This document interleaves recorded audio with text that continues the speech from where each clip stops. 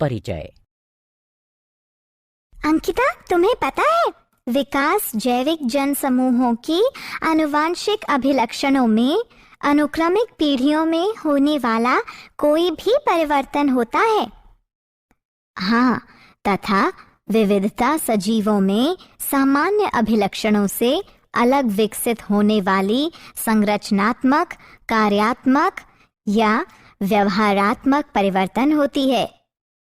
आओ, अपने इस अध्याय में हम आनुवंशिकता तथा विकास के बारे में विस्तार से चर्चा करें। उद्देश्य। इस पाठ के अंत में आप निम्न करने में सक्षम हो जाएंगे: विकास को परिभाषित करना, जीवन का उद्गम समझना, उपार्जित तथा वंशानुगत लक्षणों को पहचानना, जाति उद्भवन समझना, विकास तथा वर्गीकरण को समझना, अनुरेखण विकासात्मक संबंधों को समझना, जीवाश्म को पहचानना, विकास चरण को समझना, विकास तथा प्रगति में अंतर पहचानना और मानव विकास की प्रक्रिया समझना। विकास एक सतत प्रक्रिया होती है जिससे होकर वर्तमान जीव तथा पौधे जीवन के उद्गम के समय से विकसित हुए हैं। विविधता। जैसा कि हम पहले चर्चा कर चुके हैं कि विविधता सजीवों में सामान्य अभिलक्षणों से अलग विकसित संरचनात्मक, कार्यात्मक एवं व्यवहारात्मक परिवर्तन होती है। विविधताओं का उद्गम तथा संचयन आवश्यक होता है क्योंकि ये विकास के लिए कच्चा पदार्थ प्रदान करती हैं।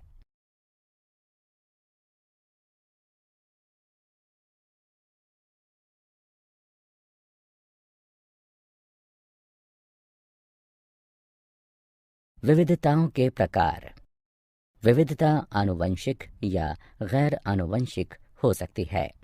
आनुवंशिक विविधता विकास में प्रतिभागिता करती है, जबकि गैर आनुवंशिक विविधता विकास में प्रतिभागिता नहीं करती है।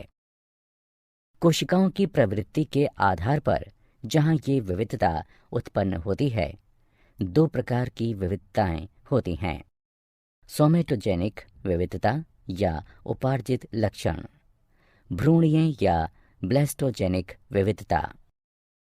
सोमेटोजेनिक विविधता वे विविधताएं होती हैं जो किसी जीव की आयु के दौरान किसी भी समय जीव की दैहिक कोशिकाओं तक ही सीमित होती हैं तथा ये विविधता जीव के साथ ही मृत हो जाती है एवं ये गैर आनुवंशिक होती हैं।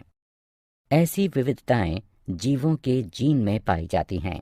ये या तो पहले से ही उनके पूर्वजों में उपस्थित होती हैं या समय के साथ उत्पन्न हो सकती हैं। ये विविधताएं आनुवंशिक होती हैं तथा विकास के लिए कच्चे पदार्थ का निर्माण करती हैं।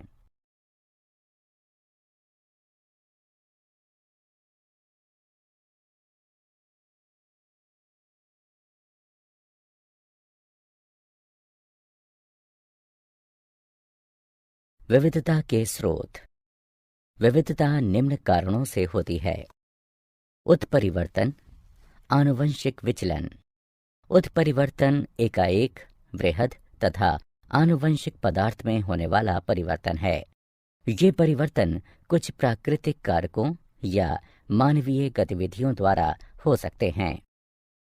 आनुवंशिक विचलन अवसरगत अस्थिरताओं द्वारा जीन आवृत्ति में होने वाला यादृच्छिक परिवर्तन है। यह समष्टि के आकार के विपरीत अनुपात में होता है एवं इस प्रकार यह छोटी समष्टि में अधिक ग्राह्य है, जिनमें अंतःजनन की अधिक संभावना होती है तथा यह हानिकारक जीनों की होमोजाइगोसिटी की आवृत्ति में वृद्धि करती है। यह बिना किसी अनुकूलन के विविधता प्रदान करती है।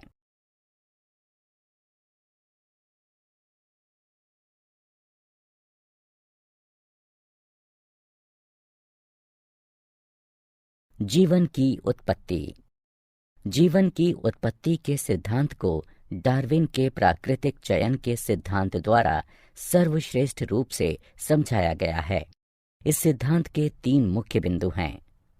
प्रत्येक जीव में जीवित रहने तथा जनन करने की क्षमता है।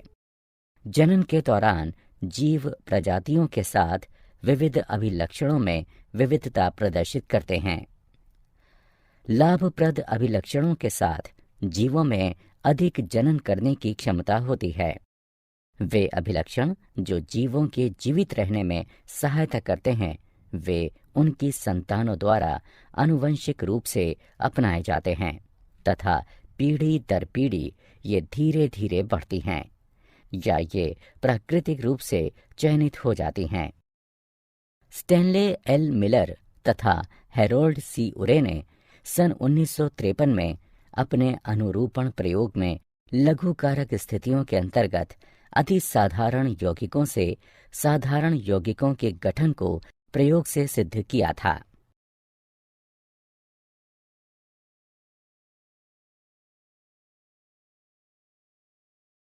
उपार्जित तथा वंशानुगत लक्षण।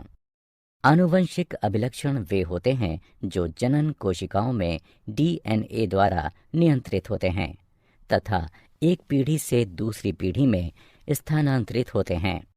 इन अभिलक्षणों में किसी भी परिवर्तन का परिणाम विविधता होती है।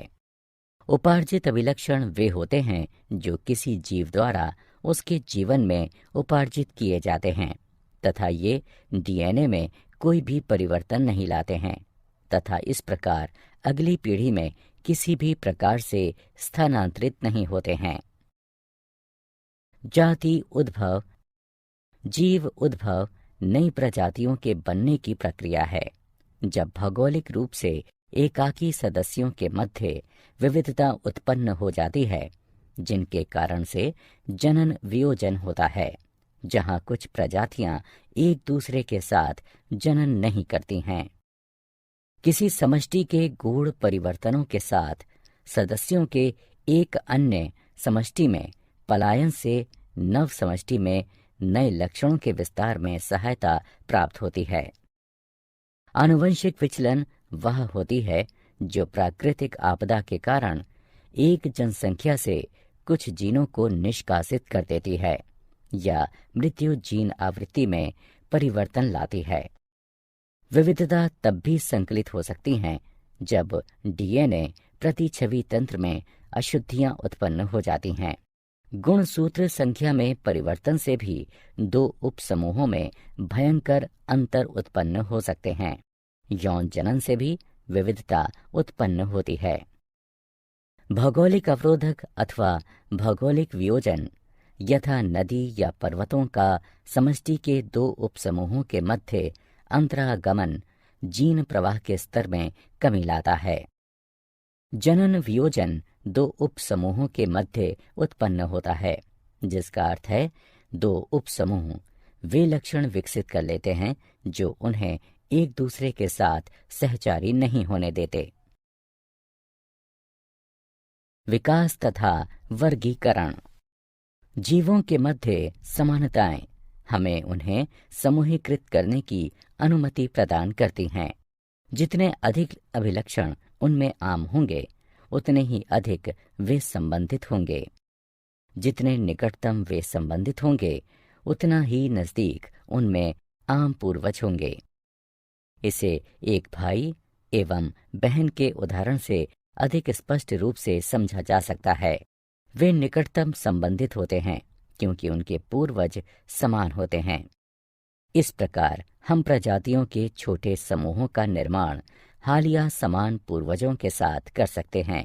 फिर इन समूहों के उपसमूहों में अधिक समान पूर्वज होंगे।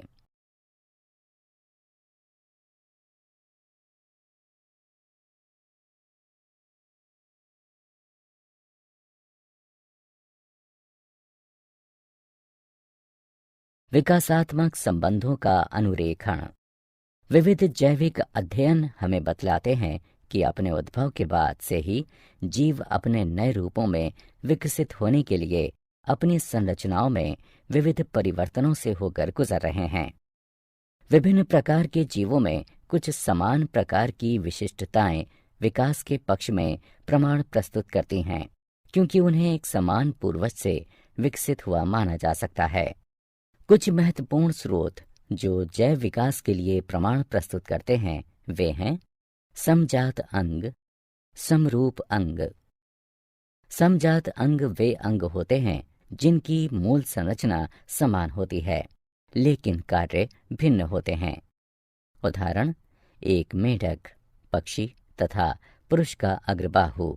यह हड्डी की एक ही मूल संकल्पना पर निर्मित होते हैं, किंतु इनके कार्य भिन्न होते हैं, यथा कूदना, उड़ना तथा पकड़ना। समरूप अंग वे अंग होते हैं जिनकी मूल संरचना तो भिन्न होती है किंतु उनके कार्य समान होते हैं। उदाहरण, कीटों तथा पक्षियों के पंखों की संरचना भिन्न होती है किंतु वे उड़ने का ही कार्य करते हैं। जीवाश्म। अतीत में रहने वाले मृत पशुओं या पौधों के अवशेषों को जीवाश्म के रूप में जाना जाता है।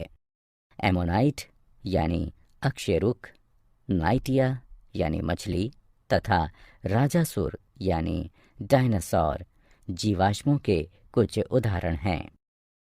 यदि हम मिट्टी को खोदते हैं तथा जीवाश्म को खोजना आरंभ करते हैं तो हम पाते हैं कि सतह के निकट उन जीवाश्मों की तुलना में नए जीवाश्म मिलते हैं जो हमें गहरी सतह में जाकर प्राप्त होते हैं। चलिए हम अब 100 मिलियन पूर्व से आरंभ करते हैं। कुछ अकशेरुक सागर तट पर मारे गए तथा रेत में दफन हो गए और रेत एकत्र होती गई तथा दाब के चलते रेतीले पत्थर बनते गए। लाखों वर्ष उपरांत एक क्षेत्र में रहने वाले डायनासोर मर गए तथा उनके शरीर मिट्टी में दब गए। यह मिट्टी चट्टानों में परिवर्तित हो गई। चट्टानों में पहले से ही अकशेरुकियों के जीवाश्म थे।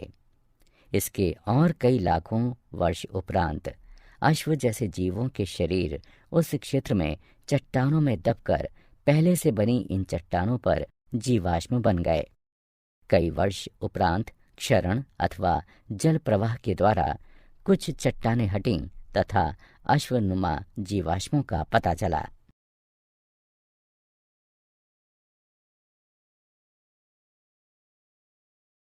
विकास चरण। एक परिवर्तन जो आरंभ में किसी गुण के लिए लाभकारी होता है बाद में भिन्न कार्यों के लिए भी उपयोगी हो जाता है। उदाहरण, पंख आरंभ में ठंडे मौसम में रोधन प्रदान करने के लिए उपयोगी थे किंतु कालांतर में वे उड़ान भरने के लिए उपयोगी हो गए। कुछ डायनासोर में पंख पाए जाते थे, हालांकि उन्होंने उड़ने के लिए कभी भी पंखों का प्रयोग नहीं किया। विकास तथा प्रगति में अंतर। विकास में पुरानी प्रजातियां नई प्रजातियों के निर्माण के दौरान विलुप्त नहीं होती हैं तथा अधिकतर पुरानी तथा सामान्य प्रजातियां अभी भी जीवित हैं। विकसित प्रजातियां कभी भी पैतृक प्रजातियों से भिन्न नहीं होती हैं। विकास प्राकृतिक तथा आनुवंशिक विचलन पर आधारित होता है जो एक साथ मिलकर एक ऐसी समष्टि का निर्माण करते हैं जो अपनी पैतृक प्रजाति से वियुक्त होती है। मानव विकास। जैसा कि हम पूर्व में चर्चा कर चुके हैं कि मानव तथा बंदर बहुत ही निकटतम संबंधी प्रजातियां हैं। बहुत समय पूर्व इनके पूर्वज समान हुआ करते थे।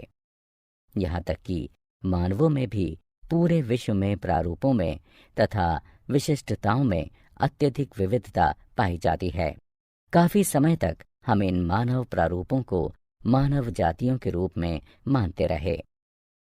टाइम डेटिंग के आधार पर जीवाश्मों के अध्ययन तथा डीएनए अनुक्रम को संलग्न कर आणविक जाति वृत्त के आधार पर अब यह स्पष्ट हो गया है कि सभी मानव जाति एक ही होमो सेपियंस से संबंधित हैं। होमो सेपियंस के आरंभ के सदस्य अफ्रीका से आए प्रतीत होते हैं। हमारे कुछ पूर्वज अफ्रीका में ही बने रहे तथा कुछ पूरे द्वीप में फैल गए। कुछ ने अफ्रीका छोड़ दिया तथा समय के साथ पूरे ग्रह पर फैल गए।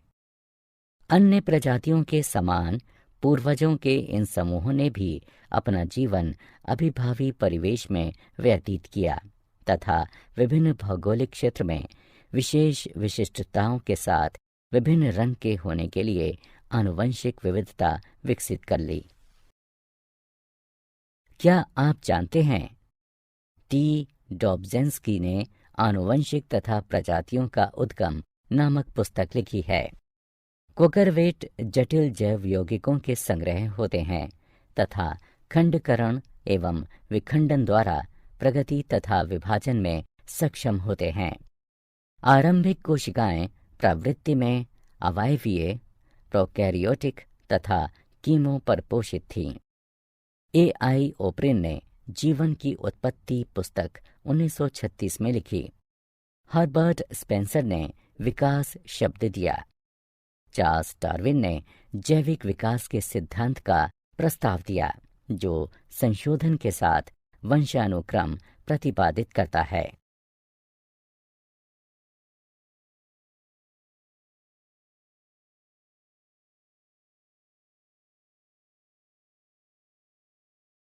लिनार्डो दा विंसी को भूविज्ञान का जनक के रूप में भी जाना जाता है।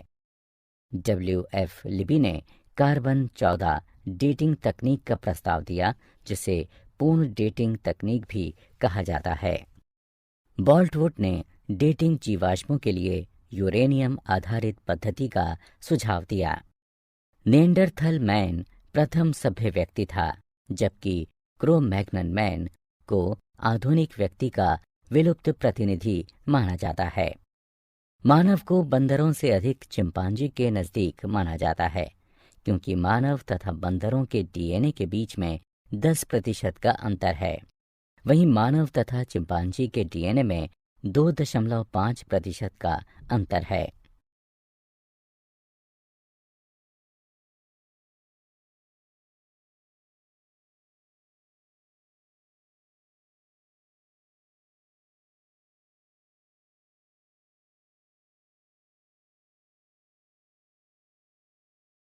सारांश। आइए हमने जो कुछ सीखा है उसे संक्षेप में दोहराएं। विविधताओं के मुख्य स्रोत हैं उत्परिवर्तन, जीनों का पुनर्संयोजन, आनुवंशिक विचलन आदि। उत्परिवर्तन आनुवंशिक पदार्थ में एकाएक वृहद तथा आनुवंशिक परिवर्तन होते हैं। उत्परिवर्तन एक विकासात्मक कारक के रूप में कार्य करता है तथा समष्टि में विविधताओं का निर्माण करता है एवं उसे बनाए रखता है। प्राकृतिक चयन विभिन्न जनन के माध्यम से संचालित होता है, जिसकी वजह से कुछ लाभकारी आनुवंशिक विविधताएं समष्टि के अधिक से अधिक सदस्यों के बीच फैल जाती हैं। यह उनकी जीन आवृत्ति में वृद्धि करती हैं। आनुवंशिक विचलन पैतृक आवृत्ति में यादृच्छिक परिवर्तन होता है, जो अचानक उतार चढ़ाव से उत्पन्न होता है। आनुवंशिक विचलन कुछ विशिष्टताओं की आवृत्ति में वृद्धि करता है, जिनमें कुछ उत्तरजीविता लाभदायक होते हैं।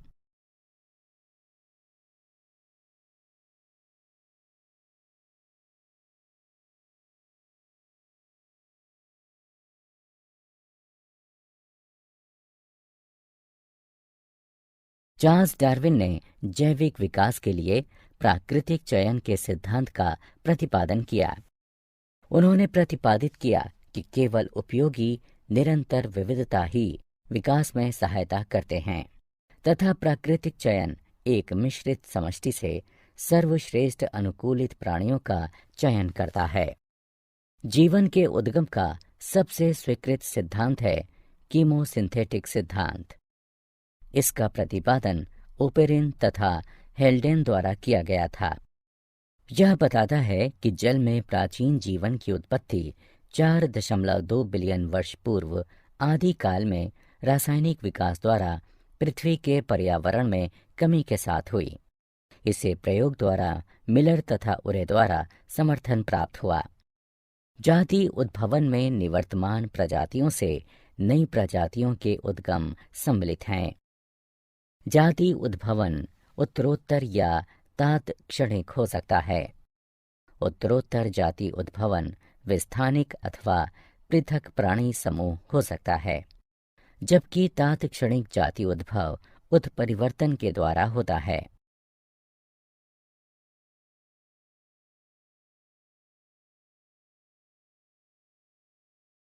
विकासात्मक संबंध जीवों के वर्गीकरण द्वारा अनुरेखित किए जा सकते हैं। समजात अंग वे अंग होते हैं जिनकी मूल संरचना समान होती है लेकिन कार्य भिन्न होते हैं, जबकि समरूप अंग वे अंग होते हैं जिनकी मूल संरचना तो भिन्न होती है किंतु उनके कार्य समान होते हैं। जीवाश्म वे अवशेष अथवा विलुप्त जीवों के कड़े अंगों की छवियां होती हैं जो तलछटी चट्टानों में संरक्षित की जाती हैं। ये विकास के लिखित दस्तावेज हैं। विकासात्मक संबंध कुछ अंतःकालीन चरणों द्वारा निर्धारित किए जाते हैं। उदाहरण, पंख वाले डायनासोर यह विचार प्रदान करते हैं कि पक्षी भी विशालकाय सरीसृप हुआ करते थे। एक समान पूर्वज कई असमान परिलक्षित संरचनाओं का विकास कर सकता है। उदाहरण, पत्ता गोभी, फूल गोभी, कोहला अरबी, काले, ब्रोकली आदि जंगली पत्ता गोभी के पौधे से। विकासात्मक संबंधों का निर्धारण आणविक वंशागति के आधार पर भी हो सकता है, विशेष तौर पर रक्त प्रोटीन तथा परिवर्तित डीएनए मात्रा। मानव विकास अफ्रीका से होना आरंभ हुआ तथा इसमें असंख्य मानव प्रकार सम्मिलित हैं, जैसे अफ्रीकी बंदर मानव, जावा बंदर मानव, पैकिंग मानव, क्रो मैग्नन मानव तथा आधुनिक मानव।